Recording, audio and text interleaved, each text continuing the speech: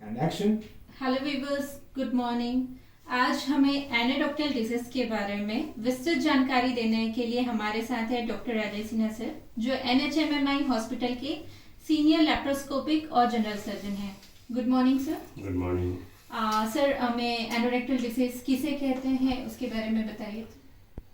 एनाडोक्टल disease जैसा नाम से प्रतीत हो रहा है, जो भी बीमारियां जो एनस और रेक्टम में या उसके आसपास होती हैं उसको एनाडोक्टल डिजीज हम लोग कह सकते हैं। Yes sir. एनाडोक्टल डिजीज एक कॉमन टर्म है जिसमें कि हम बहुत सारे बीमारियों को मिलाकर एक टर्म बनाया गया है एनाडोक्टल डिजीज, जिसको कि आमतौर पे मैं इसको एम्फेसाइज कभी करना चाहूँगा, क्योंकि क्या होता है आमतौर पे जो सोसाइटी में या पब्लिक में एक इम्प्रेशन है कि वहाँ पे कुछ भी प्रॉब्लम हो तो उसको लोग पाइल्स बोलते हैं, जबकि ऐसा नहीं है। पाइल्स एक अलग एक एंटिटी बीमारी है जो एक एनाडोक्टल डिजीज है। बस उसी तरीके से और भी बीमारियां हैं जो कि उस एरिया में या उस रीजन में हो सकती है।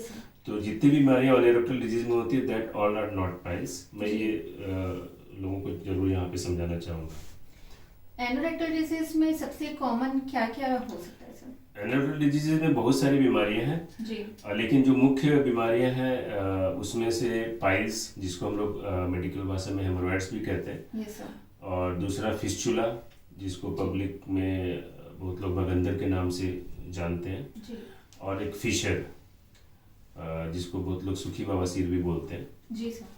तो ये कॉमन बीमारियां हैं जो कि ज़्यादातर इस रीजन में होती है। Yes sir. इन सभी के मुख्यतः कारण क्या क्या हो सकते हैं सर? कारणों में अगर एनाडोक्टल डिजीज में जाए तो आमतौर पर जो कारण है वो ज़्यादातर लाइफ स्टाइल डिजीज से रिलेटेड ही है। जी। पेशेंट्स की खान पीन की आदत, उसके हाइजीन की कैसी उसने अपनी रखी है, उन सब चीज़ों पर निर्भर करता है। कोई पेशेंट को कॉन्स्टिपेशन है अगर बहुत दिनों तक तो उनको ज़्यादा होता है। तो मेनली तो लाइफ स्टाइल डिजीज में ही भी इसको इंक्लूड कर सकते हैं, बिकॉज बहुत सारे उससे ही रिलेटेड रहते हैं। अगर हम मेडिकली बात करें तो जो पाइल्स होता है वो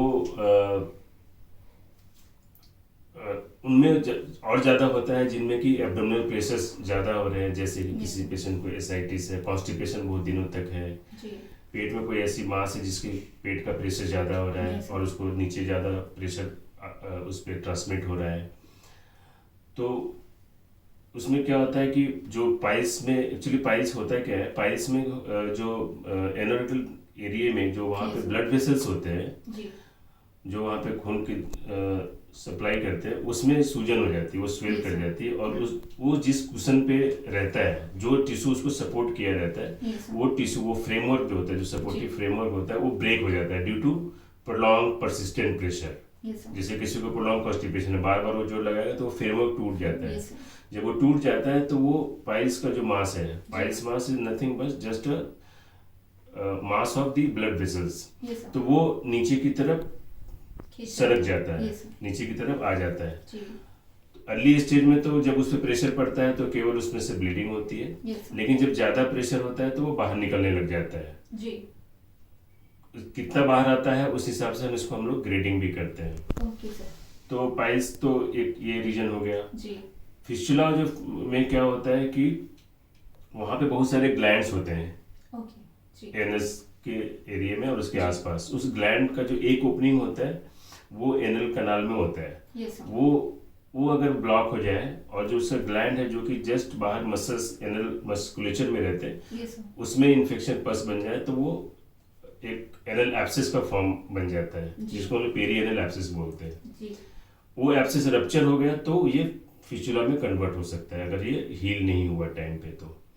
तो फिस्चुला का तो ये पैथोलॉजी होता है। फिशर भी अगेन बार बार प्रेशर या कई बार बहुत ज़्यादा फ्रीक्वेंट लूज मोशन भी हुआ है तो अंदर की जो मेम्ब्रेन्स है, म्यूकस मेम्ब्रेन होती है, वो रप्चर हो जाती है। फिर वो काफ़ी पेनफुल कंडीशंस एक बन जाता है। वो फिशर भी उस वजह से होता है।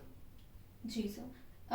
इन तीनों बीमारियां या फिर एनोरेक्टल डिसीज से संबंधित और भी जो भी बीमारियां, उनके मुख्य लक्षण क्या है सर? किन लक्षणों को देख के हमें सीधा डॉक्टर्स के पास चले ही जाना चाहिए? क्योंकि हम लोग यहाँ पे 3 बीमारियों के बारे में जिक्र कर रहे हैं तो तीनों बीमारियों के लक्षण अलग अलग रहेंगे। पाइल्स और जो हेमोरॉइड्स है या जी। बवासीर, खूनी बवासीर जिसको बोलते हैं, जी।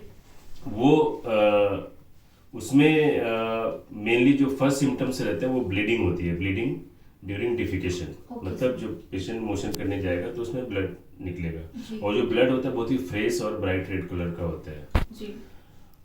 और उसके बाद जब जैसे जैसे उसका स्टेट बढ़ता जाता है, वो एक जो चूंकि वो बाहर निकलता रहता है, Yes, sir. तो बाद में उसको एक स्वेलिंग भी वहाँ पे फील होगी, जी। जिसको हम लोग प्रोलैप्स बोलते हैं। Okay sir. और फिर अगर उसमें कुछ कॉम्प्लिकेशन हो गया, अगर इसको टाइमली ट्रीट नहीं किया गया, तो उसमें वो क्लॉट बन जाते हैं, जिसको हम लोग थ्रोम्बोसिस कहते हैं। जी। क्लॉट बन गया, फिर उसमें इन्फेक्ट हो गया तो वो एब्सेस बन जाएगा, उसमें पस बन जाएगा, Yes. बहुत ज़्यादा स्वेलिंग हो जाएगी, बहुत ज़्यादा वहाँ पे पेनफुल कंडीशन हो जाएगा, जी। जिसको हम स्ट्रैंगुलेशन बोलते हैं, ओके सर। पूरा कंजेस्टेड हो जाता है। तो ये सारे सिम्टम्स हो सकते हैं डिपेंडिंग अपॉन क्या स्टेज है। जी। जी। उसी तरह से फिस्टुला में जो मेन सिम्टम रहता है वो डिस्चार्ज रहता है। Yes, sir. एनस के आसपास एक ओपनिंग रहेगी, जी। एक या ज्यादा भी हो सकती है। अगर जी। सिंपल है तो एक रहेगा, और अगर कॉम्प्लिकेटेड है तो बहुत ज्यादा भी ओपनिंग हो सकती है। उस ओपनिंग से पस बार बार आना, कभी ठीक होना, कभी आना, कभी ठीक होना, ये क्रिया कई महीनों कई सालों तक चलता रहता है। ये फिस्टुला हो गया। फिशर में मेनली पेन होता है, काफी पेन होता है, सीवियर पेन होता है during passing motion, passing stool, और कई बार उसमें से थोड़ा ब्लीडिंग भी हो सकती है। Yes, sir. तो मेन लक्षण तो ये है। जी सर। सर अब इनके इलाज के बारे में बात करते हैं, तो इनका इलाज मेडिसिन से संभव है या फिर सर्जरी ही कराना चाहिए? हाँ, जैसे फिर अगर हम लोग पाइल्स की बात करते हैं, जी। तो पाइल्स में अगर अर्ली स्टेज है तो हम उसको कंजर्वेटिव मेथड से, थोड़े बहुत मेडिसिन से उसको ठीक या कंट्रोल कर सकते हैं। Yes, sir. नॉर्मली ये ठीक नहीं होती, बिकॉज ये प्रोग्रेसिव डिजीज है, नॉर्मली धीरे धीरे प्रोग्रेस करता है, बट उसके प्रोग्रेस को, की स्पीड को हम लोग काफी स्लो कर सकते हैं, और काफी Yes, sir. दिनों तक उसको हम सेम स्टेज या सेम ग्रेड में रख सकते हैं। अगर हम उस पेशेंट को बोलें कि अपनी लाइफ स्टाइल ठीक करो, खान पीन ठीक करो, कॉन्स्टिपेशन अवॉइड करो, तो हम उसको रोक सकते हैं। फिर ब्लीडिंग रोकने के लिए कुछ दवाई अगर हो रही है तो देते हैं। तो ये स्टेज ग्रेड 1 के लिए तो ये ट्रीटमेंट हो गया।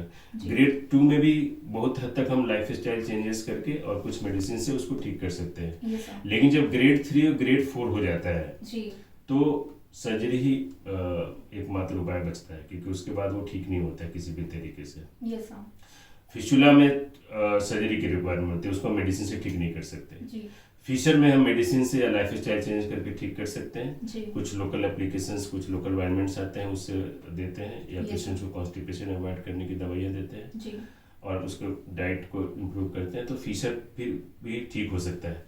लेकिन बहुत ज़्यादा अगर लॉन्ग स्टैंडिंग है, क्रोनिक है, ठीक नहीं हो रहा है, तो फिर उसमें भी सर्जरी की जरूरत पड़ती है। जी सर, कोई नई तकनीक यूज कर रहे हैं हम? हाँ, पाइल्स के लिए तो एक जो हमारी नॉर्मल कन्वेंशनल टेक्निक है, जिसमें हम पाइल्स के मासेस को काट के निकालते हैं। Yes sir. लेकिन उसमें प्रॉब्लम ये होती है कि वो काफी ज्यादा पेनफुल कंडीशन रहता है। जी। मतलब कई बार पेशेंट बोलता है पाइल्स में मुझे तो पेन था नहीं, जी, क्योंकि अनकॉम्प्लिकेटेड पाइल्स है, केवल ब्लीडिंग और मास के लिए कराया तो उसको पेन तो रहता नहीं है। सर्जरी के बाद पेशेंट परेशान हो जाता है कि मेरे को तो पहले ही अच्छा था पेन। तो ये समस्या आती थी हमें पहले, बट आजकल नई टेक्निक आई है, जिसमें से एक मेन जो टेक्निक हम लोग आजकल यूज करते हैं, that is stapler. Yes sir. Stapler haemorrhoidectomy बोलते हैं। जी।